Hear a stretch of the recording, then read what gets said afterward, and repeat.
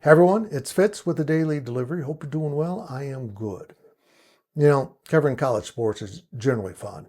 You get to know the coaches, the players, the fans. It's kind of a cool little thing we got going here. It's going away. And you know that, and I know that. And on Wednesday night, the judge in the House versus NCAA case told the NCAA either come up with roster limits that I can approve or we're going to trial. In other words, do what I say, just come up with this idea and get it done. This is all because she said you can't limit the number of scholarships. And the NCAA realizing that a school like Texas might offer 150 football scholarships, that can't work. That just so roster limits. And at 105, that keeps you within the range of if Ohio State wants to offer 105 scholarships, they can. If Kansas State wants to offer 85, it will. And now it is going to be 105. The college programs have no choice. But at Wednesday's press conference for Kansas State spring football, defensive coordinator Joe Klanderman spoke about the anguish that is being experienced by his boss and friend, Chris Klieman, the head football coach at Kansas State. He's literally telling kids that grew up wanting to walk on at Kansas State and become the next Jordy Nelson, or the next Brendan Mott, or the next Austin Moore. And folks, I can go on all day about the stars that were once walk-ons at K-State.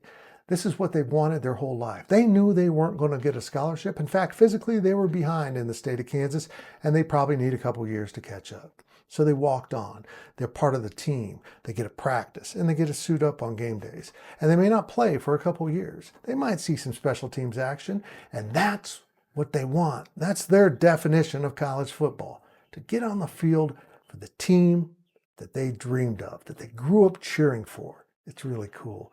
And it's a neat tradition. That's gone. It's going to be gone. And it sucks. So now we have head coaches at the college level who never signed up for being a general manager. It's deciding on salaries and who makes the team. Now coaches like Chris Klieman are telling these student athletes, your dream's over. I've got to cut to 105 and you're not on the right side of that line. I don't know if I'm a kid who grew up wanting to be a walk-on at Kansas State.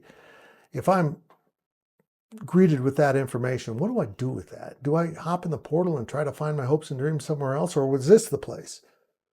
Now, there is a solution that has been mentioned and made a possibility. I kind of like the idea of having a 105 yearly limit to the players that you can have on your official game roster. I'm all in.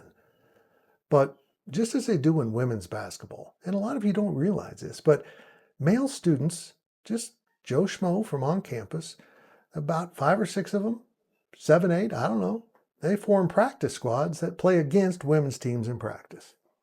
They're not on scholarship, they're not on the roster, but they're in practice. Now, there's a lot of levels to this. You've got to worry about health insurance and all this stuff, but I would hope that the coaches would come up with a practice squad. Yeah, you 10 guys, you didn't make the 105, but you can be on the practice squad. You can practice every day and try to earn a spot in that 105 next year. I don't know. What a screwed up mess college athletics has been. I almost wish the NCAA would say, screw it, let's go to court. Because right now the NCAA is just absolutely useless. They're being destroyed at every level by this judge. So I would file for a change of venue because this judge has clearly shown what she believes, and move on and try this in court. There are some things you won't win, settle. But by God, this judge and the rules she's kind of forcing into place are destroying what so many kids have dreamed of their entire lives. Man, that's not what college sports is about.